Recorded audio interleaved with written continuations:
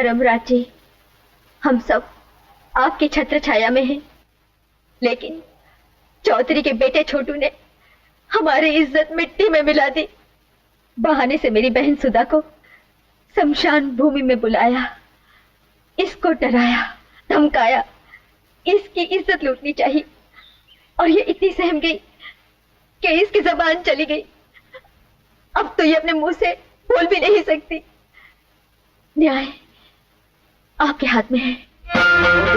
जी, तुम पर जो दोष लगाया गया है उसका उत्तर है तुम्हारे पास। श्रीमान, मेरा कोई दोष नहीं है। वो तलवार देखी है तुमने? उसने उन विदेशी पशुओं की गर्दनें उड़ाई हैं जिन्होंने इस नगर की स्त्रियों की लाज लूटी। और यदि इस नगर के किसी प्राणी ने भी वही पाप किया तो यह तलवार अपने स्थान से उछलकर उस चंडाल के रक्त से स्नान करेगी। चौधरी, यदि तुम्हारे बेटे ने अपराध मान लिया तो?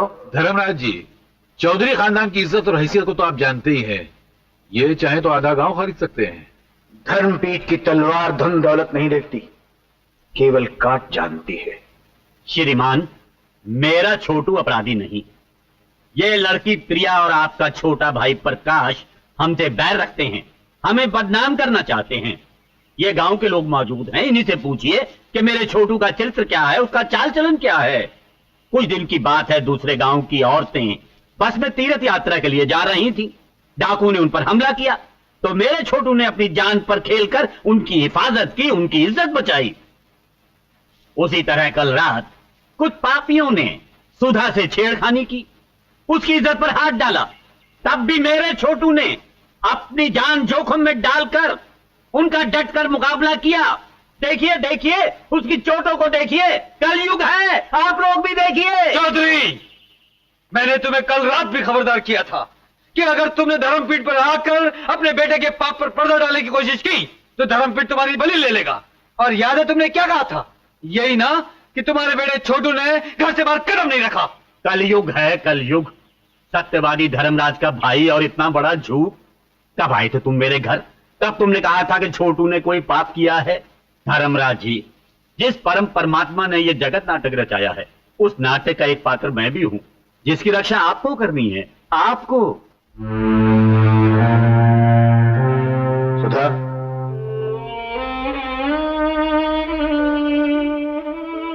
क्या छोटू ने तुम पर अत्याचार करने की चेष्टा की?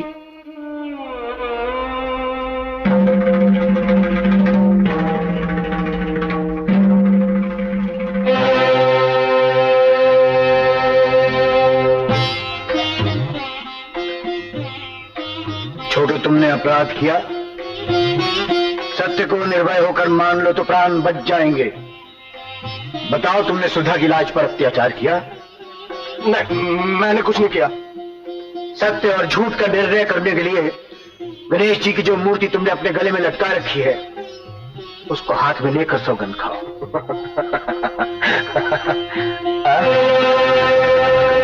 खाओ मेरे गणपति बाबा, ये रहे। भगवान कभी किसी पापी का साथ नहीं देते।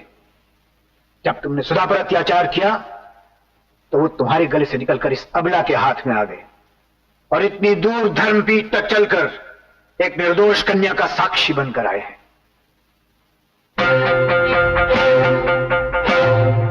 छोटू पर लगाया आरोप वास्तव निकला। यदि किसी कुंवारी कन्या के शरीर पर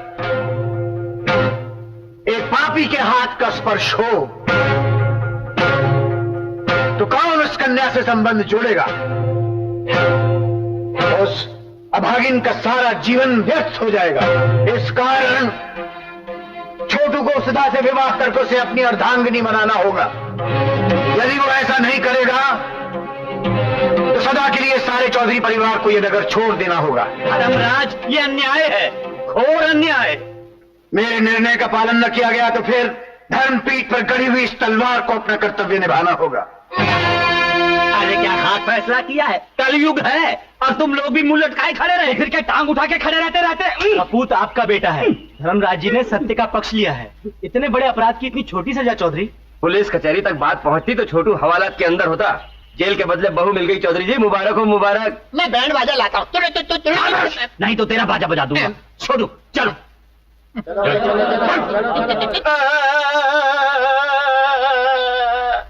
अरे ये क्या छोटू जी, आप जब भी मुझे देखते थे तो खुशी से गुब्बारे की तरह फूल जाते थे, आज क्यों रो रहे हैं?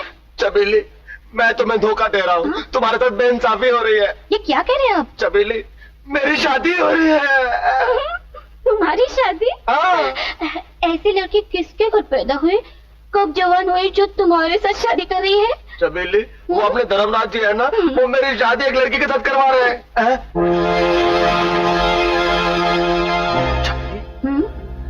तुम इस आदमी को जानती हो? हाँ हाँ, बहुत अच्छी तरह। ये तो तुम्हारे गांव के धर्मराज जी तो है।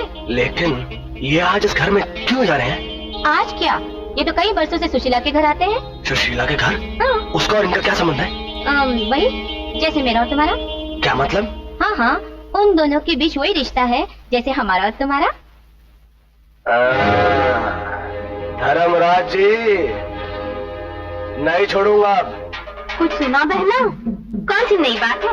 मर्दों की जात ही ऐसी है, लेकिन बड़ों की बात है, हमें क्या लेना देना? ये जो तुम कह रहे हो ये सच है क्या? हाँ हाँ भाई, भगवान जैसे धर्मराज जी की एक रखेल भी है, रखेल भी है। ये क्या बकवास लगा रखी है?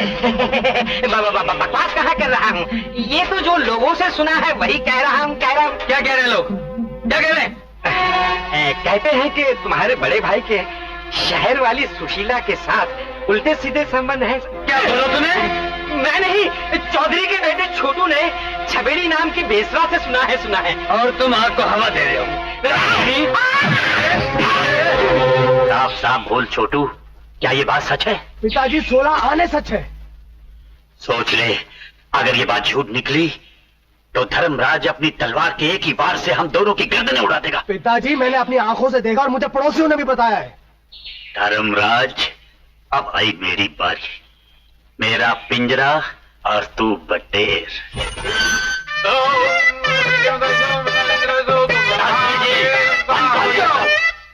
अरे हमें अभी धर्मराज जी के घर जाकर उनकी इज्जत की पीपड़ी बजानी है। चलो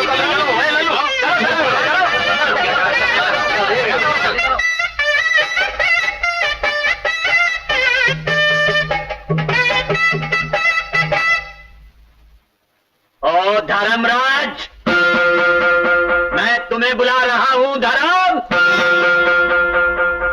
पंचायत के लोग अंदर आ जाओ, बाकी लोग यहीं ठहरो। हम आज धर्मराज का पोल खोलते हैं। आओ। ओ धर्मराज। माँ, कौन है ये मूर्ख जो पिताजी का नाम ऐसी अनादर से ले रहा है? अरे धर्मराज, बाहर निकलता है या नहीं? आ गए धर्मराज। अरे ये दीदे फाड़ कर क्यों देख रहे हो? इसलिए कि आज गांव के सारे आदमी मेरे साथ आए हैं, या ये सोच रहे हो कि धर्मपीठ की गद्दी अब तुम्हारे हाथ से जा रही है? अरे 100 दिन सुनार के तो एक दिन लोहार का। अभी तक फूलों की खुशबू सूंघते आए हो, अब जहरीले कांटे चुभने की बारी आ गई है। चौधरी,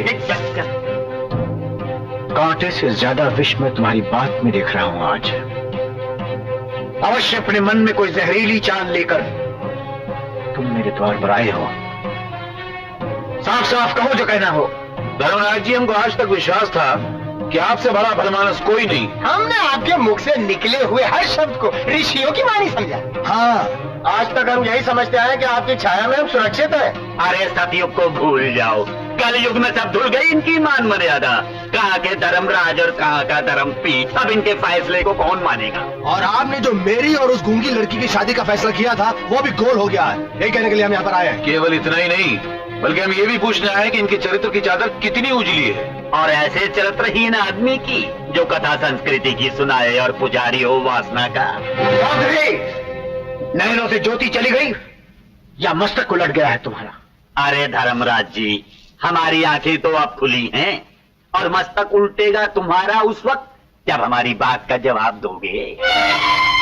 कहो, वो जो हमारे गांव के पास वाले शहर में बेसिवा सुशीला है, सुशीला, उससे तुम्हारा क्या रिश्ता है? चोरी छिपे तुम बार बार वहां क्या लेने जाते हो? और उस वैश्या की संतान को अपनी संतान जैसा प्यार क्यों देते हो? और और फिर अपनी पत्नी, अपनी बेटी और अपने छोटे भाई से छुपाकर हर महीने उसे नोटों की गड्डी क्यों थमाते हो? धर्मराज जी, अगर मन साफ है तो बतलाइए ना। धर्मराज, आज तुम्हें अपनी पत्नी के सामने सुशीला से अपना नाजायज संबंध बताना पड़ेगा। ठहरो सावित्री, ठहरो। तुम्हारे पति का सुशीला नाम की उस स्त्री से क्या संबंध था, आज तुमको सुनना होगा। एक पत्नी व्रताटी, एक पत्नी व्रतः, इसका अर्थ है कि विचार से, मुख से, अपने कर्म से अपनी एक ही व्याता स्त्री से प्रेम और उसकी आराधना करना।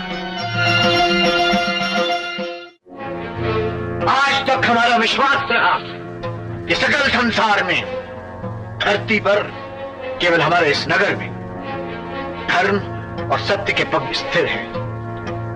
परंतु आप लोगों का आरोप है कि इस भूमि पर धर्म और कर्म दोनों का अंत हो गया है, और इसका कारण है इस नगर का धर्म अधिकारी, जिस मनुष्य को आज तक सारा नगर न्यायकारी मानता रहा, उसके आगे शीश निभाता रहा, उस पर तुम वासना और व्यभिचार का आरोप लगा रहे हो।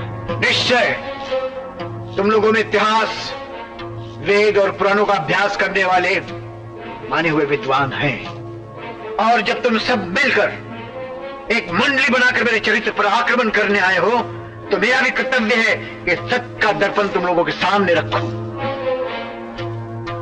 ताकि तुम लोग उसे देखो और पहचानो कि कलंक मेरे चरित्र में है या तुम लोगों की भावना में।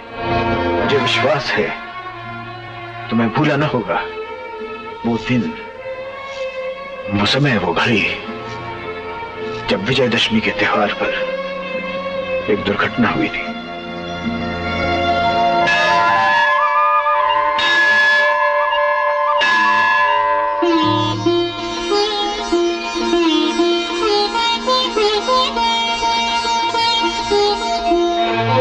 हमें सूचना दी गई थी कि मंदिर से देवी के गले की स्वर्णमाला और अनेक आभूषण चोरी हो गए। पुजारी का कहना था कि मंदिर के रखवाले रामदास ने उस त्योहार के दिन मदिरा पान किया था और उसकी तरंग में मंदिर की चाबियों का ध्यान न रख सका, और उसी कारण मंदिर में चोरी हो गई। मंदिर का रखवाला रामदास हाथ जोड़कर विनती कर रहा था कि उसका कोई दोष नहीं, कोई उसे घायल करके देवी माता का हार उसके शरीर पर फेंक कर आलोक हो गया। हमने रामदास को सूर्योदय होने तक अपने आप को निर्दोष प्रमाणित करने का समय दिया, क्योंकि जिम्मेदारी उसी की थी। हमने उसे चेतावनी दी कि अगर वो अपराधी निकला तो ऐसे महापाप का उसे घोर दंड दिया जाएगा। सूर्य पूरब से उदय हुआ, लेकिन उस समय तक रामदास के जीवन का सूर्य अस्त हो चुका था। उसने आत्महत्या कर ली थी। धर्मराज जी, आपने मेरे पति की बात का विश्वास नहीं किया। वो कहता रहा वो निर्दोष है, पर आप नहीं माने। इस धरती के भगवान धर्मराज जी जब नहीं माने, तो वो परलोक के भगवान को सच बताने के लिए चला गया। तब हमें प्रतीत हुआ कि हमने जीवन में पहली बार अपने निर्णय के पग पर ठोकर खाई। जब हम गांव के निकट जा रहे थे, तो हमने मंदिर के पुजारी को देखा। धर्मराज जी, मैं हूँ वो पापी जिसने मंदिर से देवी की स्वर्णमाला और दूसरे आभूषण चोरी किए थे।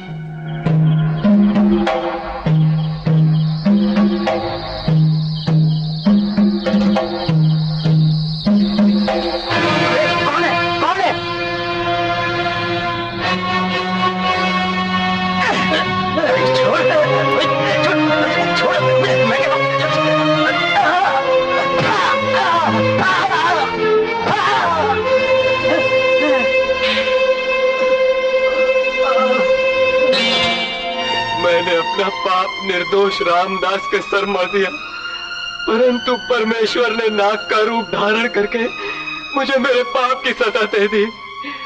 धर्मराज जी, देवी माता की स्वर्णमाला और दूसरे आभूषण मैंने मंदिर के पिछवाड़े छुपा दिए थे। ये जानने के लिए कि निर्दोष रामदास की पत्नी सुशीला और उसके अनाथ बालक किस विरुद्ध अवस्था में होंगे, हम चिंतित उनके घर गए। तब हमें पता चला कि वो सारा परिवार अपना नगर छोड़कर चला गया। हमारी अंतरात्मा ने आदेश दिया कि इस परिवार की सहायता करना अब हमारा धर्म है। हम नगर नगर उस परिवार को खोजते रहे। बड़ी कठिनाई से हमें अपने कर्तव्य में सफलता मिली और हमने देखा कि सुशीला और उसके बच्चे भूख प्यास के मारे बुरी हालत में हैं। उनके जीवन और मृत्यु में कोई अंतर नहीं था। उस दिन से उस परिवार का पालन पोषण, उन बच्चों की विद्या का प्रबंध हम आज तक करते आए हैं। अब तुम सबसे मेरा प्रश्न है कि अनाथ बच्चों पर दया करना, उनके आंसुओं को मुस्कान में बदलना, क्या यह अपराध है मेरा? एक अबला नारी की आत्मरक्षा करना, ये पाप है मेरा? एक भाग्यहीन विधवा को हमने राखी बांधने का अधिकार दिया, क्या यह तुम्हारे समाज की दृष्टि में नीचता है?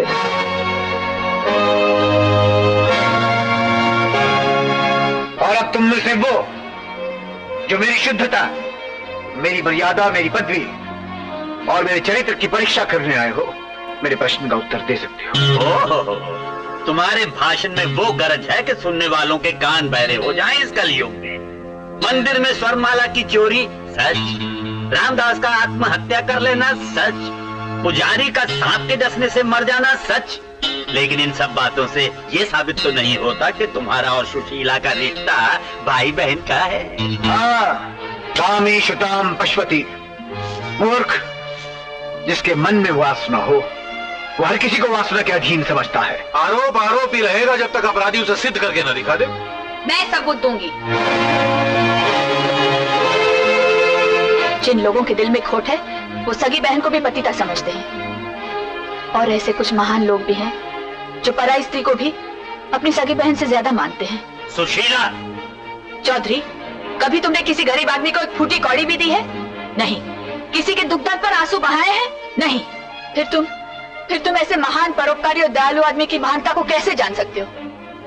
मेरे पति की मौत इनके वजह से नहीं हुई, फिर भी इन्होंने मेरे और मेरे परिवार के पालन पोषण का बोझ कब से उठाया हुआ है। और बोलो और बोलो। अरे तुम्हारी इन चिकनी चुपड़ी बातों का एतबार करने वाले हम नहीं। तुम्हारी ही पड़ोसन छबीली ने बताया था कि तुम्हारा और धर्मराज का अंदर अंदर का क्या रिश्ता है। मैं बताती हूँ सच क्या है। अरे छबीली, तुम यहाँ कैसे? मैं इसे यहाँ लाया हूँ। धर्मराज जी, इस कद के लंबे और अक्ल के छोटे छोटू ने मुझसे पूछा कि आपका और सुशीला का क्या संबंध है। मैंने कहा वही जो तुम्हारे और मेरे बीच में है। हाँ, ये हुई ना बात। जो रिश्ता मेरा तुम्हारा, वो रिश्ता इनका और सुशीला का। क्या खाक तुम्हारा मेरा रिश्ता है? जबानी छेड़खानी का महीना बांधा हुआ है। इसने मुझे आगे ये कहने का मौका ही नहीं दिया कि धर्मराज जी हर महीने सुशीला के घर भाई के नाते मदद करने के लिए पैसे देने आते हैं। चौधरी, न तुमने कभी दूर की सोची न समझी, हमें भी अपने साथ घसीट लिया। चौधरी, तुमने अपने बेटे की बातों में आकर और धरती पर बैठकर आकाश के चांद को ग्रहण लगाने की कोशिश की। अरे ओ अकल के कच्चे, डबोती ना मेरी लुटिया। क्या हुआ? मैं तुझे जान से मार डालूंगा। चला जा यहाँ से। अरे तेरी बातों में आकर मैंने धर्मराज जी का अपमान कर दिया। शास्त्री जी, भाजी, अभी लाया। पानी। धर्मराज जी, मैं नीच हूँ नीच। कहा मैं मिट्टी का ठीकरा, कहा आप गोवर्धन पर्वत। मैं आपके चरण धोकर चरणामृत पीऊंगा। चौधरी, केवल सत्य को जाने बिना फिर कभी किसी पर आरोप न लगाना। हम तुम्हें क्षमा करते हैं इसलिए कि बात हमारी अपनी थी। यदि ऐसा भयंकर आरोप तुमने किसी और पर लगाया होता तो सदा के लिए तुम्हारे होंठ सी दिए जाते। धर्मराज जी, आपके पांव छूने से गंगा स्नान का पुण्य है। मेरे सारे पाप धुल गए। अरे तुम लोग खड़े खड़े मुंह क्या देख रहे हो? जाओ अपने अपने घर, चलो।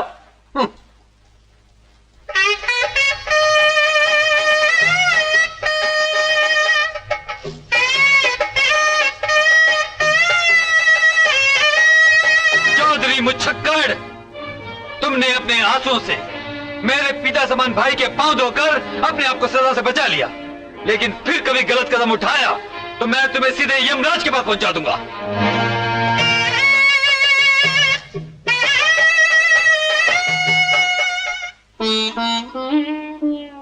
सुनिए, ये लोग हमारे अटूट प्रेम में दरार डालने आए थे।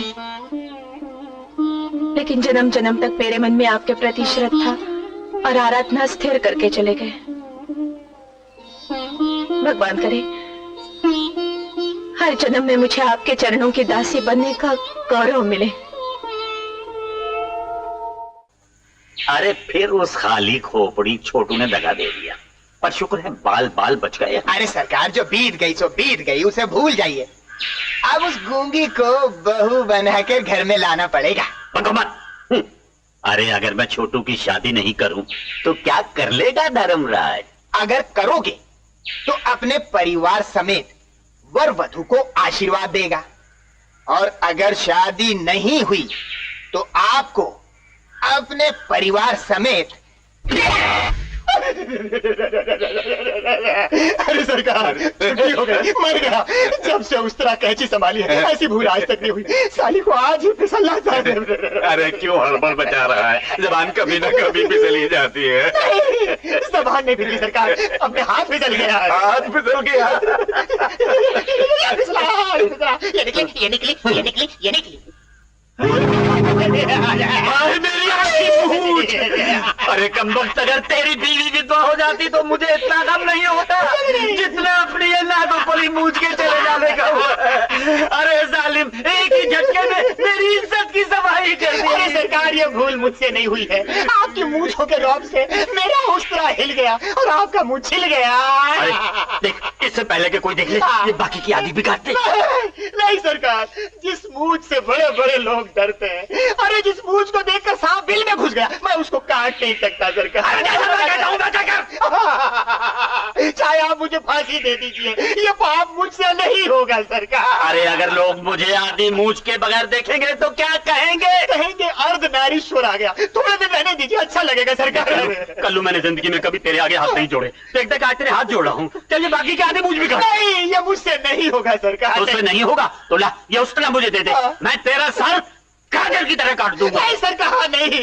ये उस तरह आपके हाथ में देखकर लोग कहेंगे आप भी हमारी बिरादरी में, मैं ये देख नहीं सकता। ठीक है सरकार, जैसा आप हुक्म देते। बैठ जाइए सरकार, अरे बैठ जाइए। अपने सीने पर पत्थर रखकर मैं काम करता हूँ। चल मेरा उस्तरे, परमात्मा मुझे माफ करना। नहीं सरकार, मुझसे देखा नहीं जाएगा। किधर आपका चेहरा?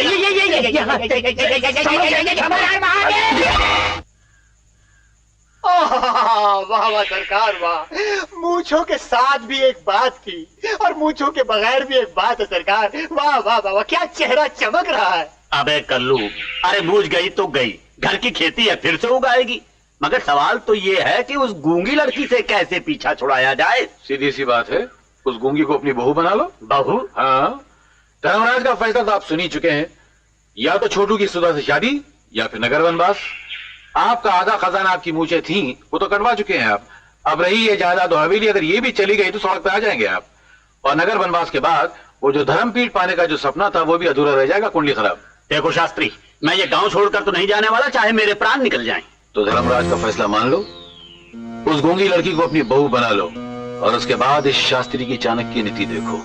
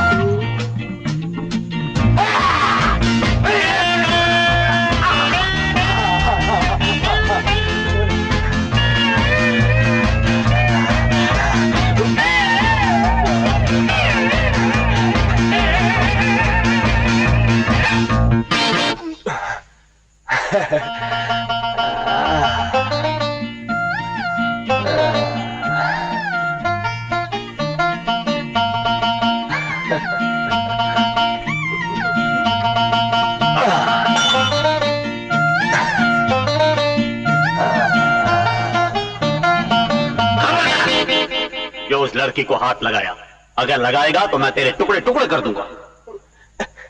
क्या? नहीं, तुम यहां सो जाओ, मैं यहां सो जाता हूं।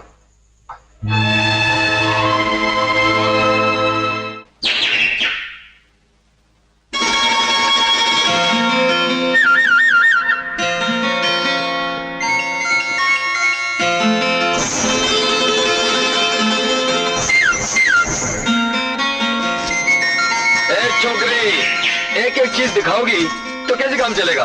पूरी चीज दिखाओ तो बात बने ना। चलो बाहर आओ, बाहर आओ। कैसी लग रही हूँ मैं? एकदम फुल जड़ी। तुम्हारी बहन वहाँ स्वागत मना रही है और तुम यहाँ दुल्हन जैसी सजी क्या कर रही हो? एक पत्थर दिल इंसान के दिल को पिघलाने की कोशिश कर रही हूँ अपने इन गहनों और लिबास से। लेकिन बात को जमी नहीं है। तुम शहर से क्या आए हो? मैं जो कुछ पहनूं तुम्हें अच्छी नहीं लगती। शहर की लड़कियों को देख देख कर बुरी आदत हो गई है तुम्हारी। मतलब नहीं समझी। तुम एक काम करो, इन कपड़ों को उतार दो। मेरा मतलब है इन कपड़ों को उतार कर मॉडर्न ड्रेसेस पहनो और फिर देखना तुम्हारी खूबसूरती के आगे वो शहर की लड़कियां कुछ भी नहीं। अगर तुम हीरो तो वो कंकर है, कंकर।